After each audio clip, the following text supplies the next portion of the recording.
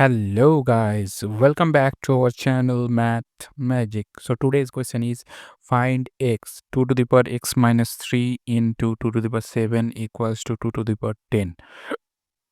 There is a formula that is a to the power m into a to the power n equals to a to the power m plus n.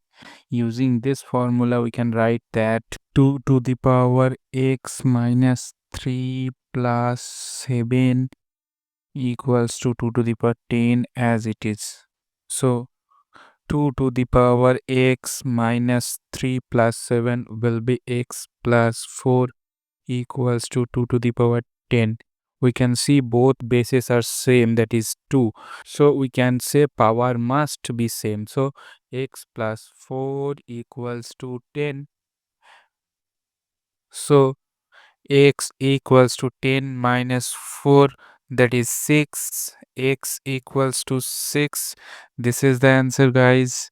If you enjoy the video, don't forget to like, share and subscribe. Thank you.